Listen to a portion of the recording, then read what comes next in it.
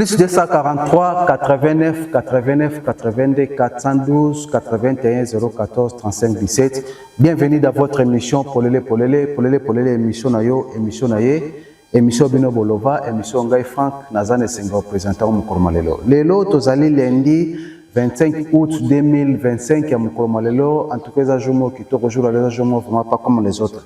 Quand on est Sarabino, on a juste pour nous résoudre une information par-ci par-là. Vous aurez toujours à la ligne, vous aurez toujours à la page. Alors, les lots, tozali lundi quand on est Sabino, tozwami awa na paroisse, il y a Église de la Voix de l'Éternel, paroisse on est zwami na Veningach numéro 46 bis, na commune limité résidentielle, na 10e rue on a soko koti référence ezali hôtel Kamoul Inter. Donc soko yewana au Kuta église de Sika et toujours ça l'émission Mukomalelo. Alors, les lots tozolo bela église de la gloire de l'Éternel. Les lots tozolo bela penza église de la gloire de l'Éternel na mozindo nango na entièreté nango mobimba lelo.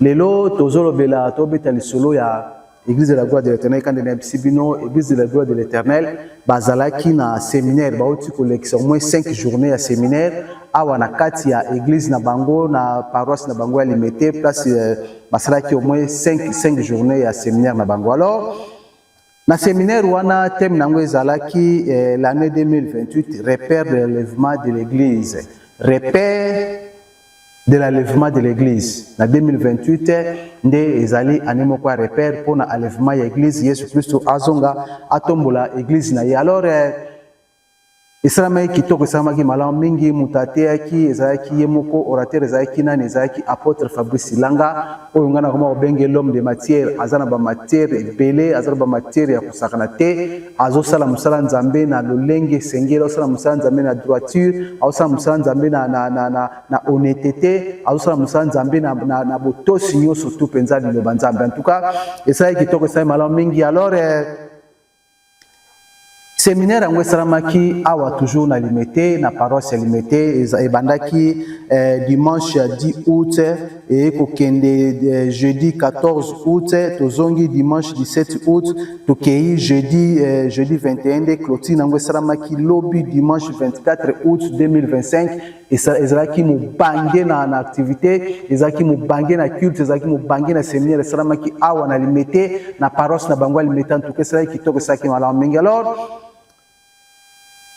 bandeko ba témoignaki pendant que bazaki na ba séminaire nzamba selaki ba makamba minene nzamba selaki makamba kitoko ba témoignaki bazaba bandeko misatu balekaki liboso ba témoignaki monene na nzambe batalisaki ndenge nzambe ala gloire za kosala selaki kitoko selaki malamu mingi. Alors mutali boso témoignaki ezalaki mwana oyo JC mafuba yenda te a témoignaki liboso parce que asali examen de tombe 4 fois zozoate asali examen d'état première deuxième troisième quatrième fois zozoate na cinquième fois oyo nde nzamba la gloire asaleli bikamwa bande kune ba FCB non il faut zonga Congo central o le kanasia makolo ya baboti ya bakoko na yopo tango gozonga Kinshasa o sali examen d'état gozomba moyo habité ngana okende te na okangama na nzambe apôtre Fabrice na okangama na nzambe ya la gloire de l'Éternel nde lelo nzambe wana asali makambo kitoko lelo nzambe wana asepelisi ye apesi pe ba pourcentage mo kitoko bino moko bokolanda bino moko bokoyoka ndenge ya koloba. Alors mama oyo ya mibale ye azana bana na ye basi bana basi ya babali mabala pe kitoko mibala bo pazana ba possibilité bala ba moyen na bango mais kobote ezalite kobote ezalite mwana moko ya mwasi libala fallait kufa baba bengena libala parce que azobota te nde mama oyo ya ekoluka apôtre Fabrice ebisa papa mwana nga libala eza kokufa nde apôtre Fabrice basali ba prière na apôtre Fabrice ti lelo oyo pendant que tozana ba séminaire ba mwana ne ya mwasi na uti kobota aboti mwana mobali esali kitoko sai malamu papa oyo pe lisusu mwana ne pe présenter que examen d'état pendant que tozana ba séminaire aba résultat bimi mwana ona zuba pourcentage ya kitoko mwana zuba pourcentage moko ya malamu. Alors natiki bino moko bolanda bino moko boyoka ndenge bandeko ba témoignaki to okutana bino tout juste après. Merci na émotion na opesa merci na membre ya église na biso la gloire de l'Éternel pour soutenir notre prière parce que nazalaki vraiment bloqué ezanga kaka te et libota na mobimba ezalaki bloqué na un esprit oyo ezalaki démoraliser biso na makambo ya éthique. Donc apesi merci na etonga mobimba oyo basoutenir na baprière. Ngai nabotami na libota eza 11 personnes, ebotami 8 garçons 3 filles. Parmi ces 11, donc diplômés à Zalagité jusqu'à cette année, diplômés à Zalagité. Mais Zambé a orienté Kibiso afin que tu vas dans le blocage orienté Kibiso, mais c'est pour que l'église de la gloire de l'Éternel. Ah, la monnaie qui est si calme, la marosambe là. La zaki moutale sambo depuis au mois là. Mais l'église est Kesseni, je peux dire. L'église est Kesseni. Parmi ces 11 diplômés à Zalagité, donc esprit de Zalaki, au cours de la première, secondaire, donc au cours de l'humanité, c'est au cours de 6e de l'humanité, pour ça, il y a ces silos. Et il y a un abisso, batanga ta 6e T, va continuer. Batanga 6e T, donc au cours de la 4e, 5e, pour ça, il y a ces silos. Combien de fois reprendre la 6e des humanités. On peut reprendre l'église de Ebi, au Baébi, mais dans ceux qui vont conseiller à Batuna Kamama qui n'ont pas de Tika qui est na Banana qui est na Loba qui il faut na quoi il t'a loi wana. Je me souviens un professeur à côté de ça qui Zamba le biso au Kamama na ya Rosa la première référence à l'Ibota na yo. Et je le vis aujourd'hui, je le confirme aussi. Nous avons vraiment les six malades à ressembler là. On a un problème surtout pour la boulevard. Donc cette année, nous présentons qui m'a monté, nous présentons 3 personnes à l'Ibota, petit frère en Anga, grand frère en Anga. Ils sont mis ça tout pour réussir cette année. Victoire cette année. Petit frère a dit 70%, grand a dit 50, grand frère a dit 70%. On finit tout comme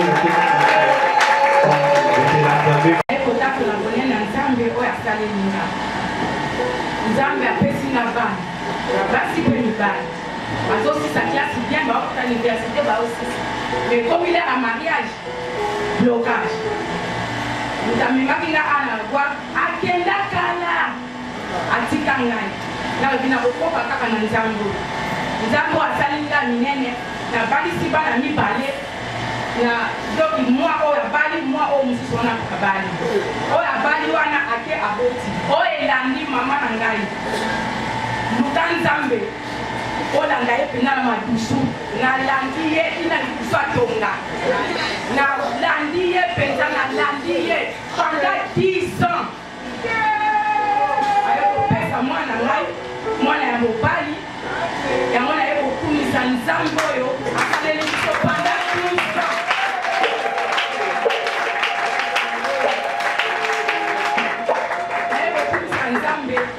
Basali otomona bango mikete nazalaki na dossier moko na bandai kolanda na RVA donc esimbi te na meki esimbi te maintenant tozalaka na avocat mona 10 naye koconsulte disciple évangéliste Joël nasololi na yabi opesanga badossier wana napesi ye badossier ya liboso asali toke nango balobi oyo te na ye oyebisa babi oyo tabi nayebisaki ifali nalanda maloba na ye nga nazolanda oyo nga na libi oyo ya mibale na ye toye kopesa esi dossier aye kosala yango dossier esili toke tokotisi dossier babengi nga balobi naya mercredi naya kobimisa mbonga afre oyo akufaki na RPA yango na ye kokumisa monene na nzambe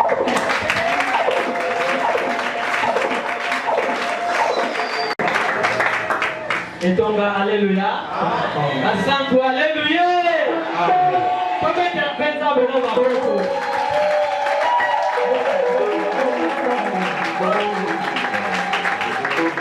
Maman bien, après la solution, je vais voir mon lolo à bien. Nzambe apambola biso.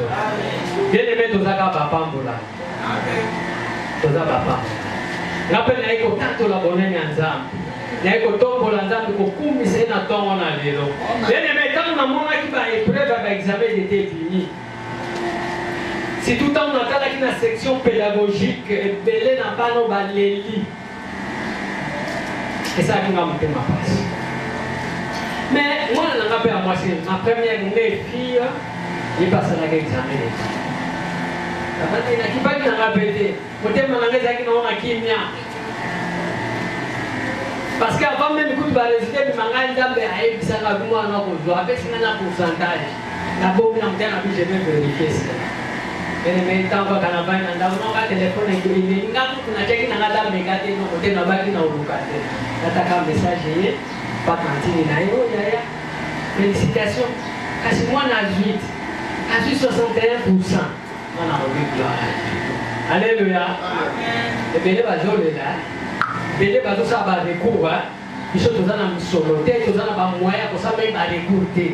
Notre recours est à Jésus-Christ de Nazareth. Alléluia.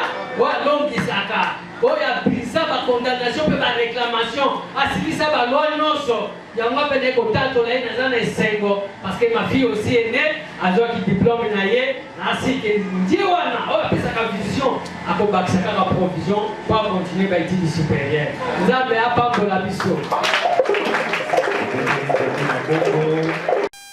Bien, mes chers téléspectateurs, binomo bauti ko yoka, binomo bauti ko mona ndenge bande ko témoigner, moné na nzamba la gloire. Awa na la gloire nzamba za kunzambe aza kusala. Nzambe asala ka vraiment dans le silence, na ndenge kimia mais nzamba za kusala, nzamba za kubikisa bato ya ba malade ndenge na ndenge nzamba za kukangola, bato bakangama, nzamba za ko makambo simba kate, nzambe na biso à la gloire aza kukangola.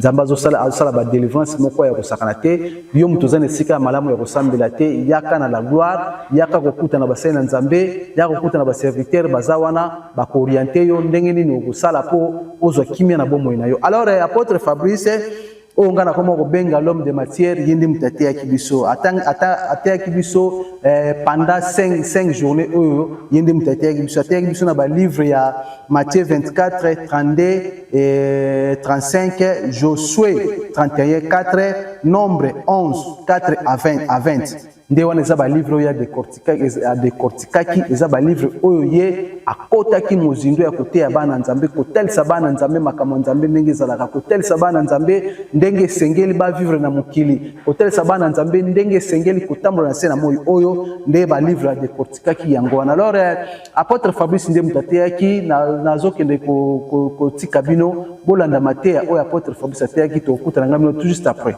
Mais les paroles ne passeront. Qu'est-ce que cela veut dire? Jésus a touché une génération. Il a dit cette génération ne passera point. Est-ce que c'est la génération qui était devant lui? Les apôtres, etc. Ils ont passé, nous. Jésus n'est pas encore là. À peu près de plus de 1900 ans. Et quelle génération parlait-il? C'est la génération qui aura vu ceci. Quels sont ceux-ci? Quand vous verrez les figuiers séchés, revenir à l'état, les branches qui étaient affaissées devenir tendres. Quand le territoire d'Israël reprendra sa forme et ses limites. Alléluia. Et quand vous verrez les feuilles pousser, les habitants, les Juifs qui étaient en dispersion, revenir dans les villes. Quand vous verrez ceci, il s'accomplira.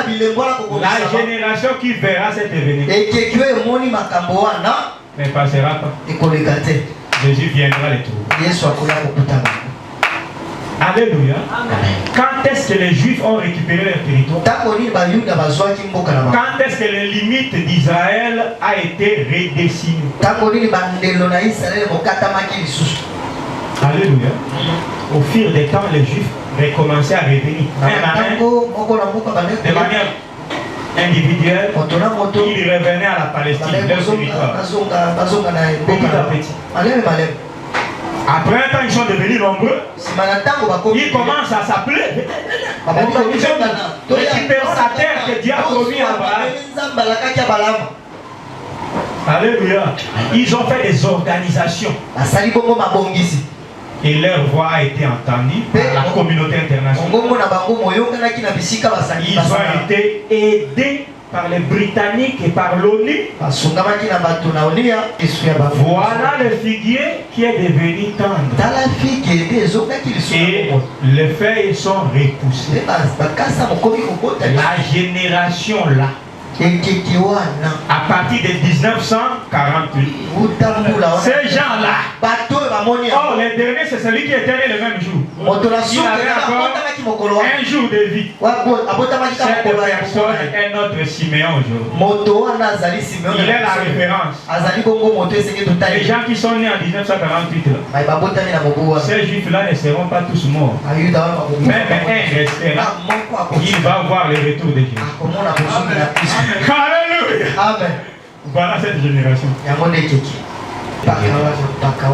Qui ne passera pas. Donc aujourd'hui, Jésus est proche à la porte. Bientôt l'hiver va finir. Le soleil arrive pour qu'on change la saison. Or, le soleil qui doit venir pour que l'été soit inauguré, c'est le soleil levant. Jésus-Christ est la lumière des nations. Il va paraître. Et le froid va disparaître. La chaleur va revenir. Tu vas te rétablir dans la perfection. Alléluia. Nous sommes la dernière génération. Bien-aimé, Jésus revient. Or, avant que Jésus retourne, et que cette génération-là de Juifs le voient, l'Église doit déjà partir 7 ans avant. Le retour de Jésus se fera 7 ans après l'enlèvement. Or, ce qui nous concerne, c'est l'enlèvement. Nous serons enlevés avant.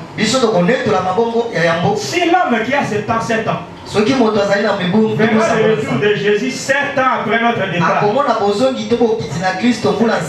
départ est encore plus imminent que jamais. Bien, bandeko batali tozoki na biso malembe pona émission mokoma lelo nde na yebisaki bino thème ya séminaire uti koleka ezalaki l'année 2028 repère de l'enlèvement de l'église. Orateur ezalaki apôtre Fabrice azalaki na au moins 17 arguments où il fallait ater biso pendant séminaire mais contenu à temps, contenu à jour. En tout cas, à côté de ce qui point virgule, lobby bache point virgule comme ça, et à bimisri bisoka 7 arguments, 10 arguments etikali, à lobby prochain séminaire de Aroluka bimisri biso ba 10 arguments na biso mokoto yoka, biso mokoto mona ndenge makambo eza ko sala manase na moyo oyo. Alors asuka ipeka wanate, na suka matia na ye akende ko pesa biso conseil final. Et donc, ça conseil final à Bananzambe Nyonso au Bazalaki lobby na culte awa apesi bango conseil final alors atangaki na livre ya 1 Corinthiens 7 29 31 nde esika tangaki nde esika adekortikaki nde esika telisaki biso makamiso tu ya malamu ndenge sengeto tambola sengeto vanda sengeto sa makamiso tu na sena moyo en tout cas c'est là qui toke saki malamu mingi en tout cas bande konangai nazo yebisa bino awa na la gloire nzamba salaka awa na la gloire nzamba zali en tout cas Jésus Christ aza komi monta live vraiment yo mtozana problème yo mtozana ba pasi yo mtozana minyoko yaka na la gloire de l'Éternel okuta ba serviteur bazawana ba évangéliste bazali ba intercesseur bazali ba permanent bazali ye moko apôtre Fabrice pe yambaka okufela uzangaka mai jisaka ndako tu mais okufa te obima na tol c'est rivière ko banga choni na mai tout moi si gola tol ça 2 jours ye moko ala la calculateur partout mai yewa donc na sima dibala ya mwana fiançailles akobanga nini mokolo ye la na kolela ngabi souviens-toi des délits je sais fortifie-toi. Je te fais souvenir les moments difficiles que tu as vécu. Ce qui est là va aussi passer. Acclamons notre Dieu.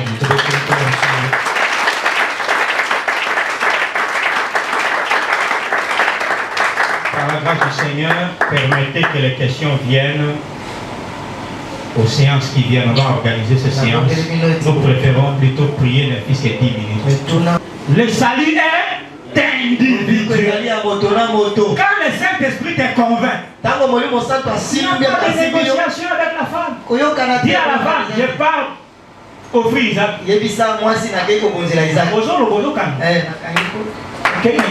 Papa, mais Isaac est mon fils. Reçu de l'éternel. Alléluia. Les efféminés, moi c'est à dominer. Bible, moi qui a conjaillé à quoi t'as Bible. Oui, verset. Bon, famille est en bon, bah je vais causer. Bah là yo, mais vous savez rien. Bon, qui ça va bon, bah là on a besoin. Vous pensez là les autres loin bon. Il y a quelque chose comme ça, ma caméra ça. L'homme doit rester chef de la maison. Alléluia. Et de l'autre côté, on t'a épousé, oui. Obéis à ton mari selon le Seigneur. Alléluia. Sa chefferie là, Dieu a dit, je veux que vous sachiez. L'homme est le chef de la femme. 1 Corinthiens 11, 2 ou 3. Est-ce que c'est pas grave? L'homme est le chef de la femme ici. Et Échelle continue. Christ est le chef de tout homme. Donc, ton chef a aussi un chef. Alléluia, maman. Ah. Et ce n'est pas fini. Dieu est le chef de Christ. Jésus n'est pas le Dieu suprême. Il est un Dieu au-dessus de Christ. À qui il a dit mon Dieu, pourquoi m'as-tu? Et au ciel, il est au ciel, il dit celui qui vaincra. Je le ferai, j'ai créé sur lui le nom de mon Dieu. Au ciel, et mon nom nouveau. Donc il écrira le nom de son Dieu sur ton front. Et aussi son nom. Deux noms. Le nom de Jésus. Mais un nouveau nom, ça ne sera plus Jésus. Un autre nom que nous allons comprendre. Et le nom de Dieu de Jésus. Yemoko apôtre Fabrice Ayambaka ba numéro zawana soko za na besoin okuta naye benga numéro wana ozana suggestion ozana question ozana problème ozana boy benga na numéro wana na kocha bino contact naye bokuta na bokosole kosa kitoko sa mala mingi. Alors tokomo ke na biso malema na kushite pour émission mokoma lelo ndeko na ngatika na bisayo bandeko yo ba participa ki ba assista ki na séminaire bazanga ki ba impression te bazanga ki le lobaté pendant ba séminaire au balandi en tout cas ça ki bango kitoko sa malam bazanga ki le lobaté bango pe baloba ki na suka awa. Alors to landa bango ngana bino to kutana juste après cet élément. Ah oui, ba impression zali ya malamwa pambate so totali banda séminaire bandaki chino lelo apôtre tie moi point virgule concernant l'enlèvement de l'église. Donc, ce que total y a on a bozindo parce que ça na ba vérité oyo bimi oyo toyoka pena nute zape belina basai na nzambe baza révéler si makambo oyo te nebete bato ebele pe bakokamwa basai na nzambe oyo mayele o baza averti bakososo la malamu pe bakomona que vraiment c'est l'esprit de Dieu qui a guidé l'apôtre pour avoir ba vérité oyo pour être biso libota tozala averti parce que ndenge tozali kokende ndenge ba événement mondial ezali kotalisama tozali komona que il y a quelque chose oyo elingi esalama na mikolo ezali koyeza mosika te selon ba prédiction ya Yesu ye moko. Soko totali ba prophétie banda ebandeli ya mokisi c'est-à-dire banda na Moïse kino mosakoli ya suka Jean le Baptiste toza komona ete kala mingi te nzambe ainga kokiso ezali mokano na ena tino etali bato pe mokizi.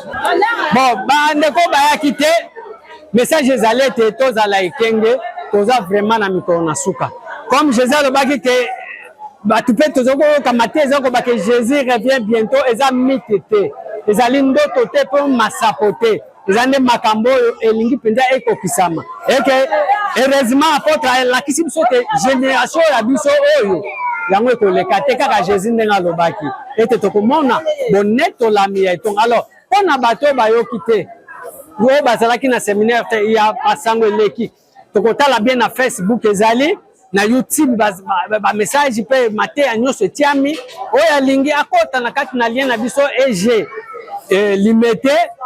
En tout cas, nous sommes très bénis parce que l'enseignement boye ils ont rare na ba église oyo to bengi bango ba église de réveil. Alors pour nous, nous avons la chance d'avoir pu écouter donc ces enseignements et nous sommes réellement bénis et nous pensons que nous sommes dans la bonne voie. Donc on ne peut qu'être content et puis remercier le Seigneur. Ah bon, au vu à l'enseignement donc Toyoki, bientôt donc c'est plus pour longtemps. Alors par rapport aux écritures, nous pensons que le bientôt là, c'est le bientôt là vraiment. Donc ça nous reste peu de temps. C'est à nous chrétiens de se préparer parce que notre Seigneur vient nous prendre d'ici là. Bon, nous bénissons notre papa et nous lui encourageons aussi à ce que Nzela Yazui parce qu'aujourd'hui, beaucoup d'enseignants, beaucoup de prédicateurs, de pasteurs nous prêchent que la bénédiction, le bien matériel et le temps est très important. Savoir qu'il y a aussi des hommes de Dieu qui ont les yeux pour voir les temps auxquels nous sommes et ils nous enseignent, c'est pour nous une bénédiction. Raison pour laquelle nous souhaitons beaucoup de courage et de force. Nous avons inspiré sur davantage afin que la nourriture, on a mazo pesa ye, azapena makoki, ya repesa biso yango, nengeye azo julango partant de Dieu. Donc on ne peut que lui souhaiter de courage, azala makasi et puis à continuer na lancer. Nous savons aussi que ma prédication, ça a été comme donc au temps de Noé. Noé prêchait que le déluge va s'abattre sur la terre. Les hommes le prenaient pour un fou. n'a que rappeler l'église de la gloire de l'éternel, siège social nango izwami awa na limité na veninga numéro 46 bis 10e rue wana na 10e rue résidentielle référence ezali hôtel Inter Kamoul soko komi wana otunika église de la gloire de l'éternel balamoko bakolakso place église ezali. Alors apôtre Fabrice Ndi azali représentant légal na kati ya communauté des églises de la gloire yepe mutu azalaki orateur ya séminaire oyo uti koleka oyo ngana koma ko benga ye l'homme de matière na koma ko benga l'homme de matière ezana ni eza apôtre Fabrice. Alors séminaire thème nango ezalaki l'année 2028 les repères de l'enlèvement de l'église. En tout cas esali passe salima esali passe pe salima wa yo mutoza na sika ko sambela te yaka ko skota na église awa yo mutoza ko telengana yeba que 2028 tozo kende vers fin d'année vers fin du monde.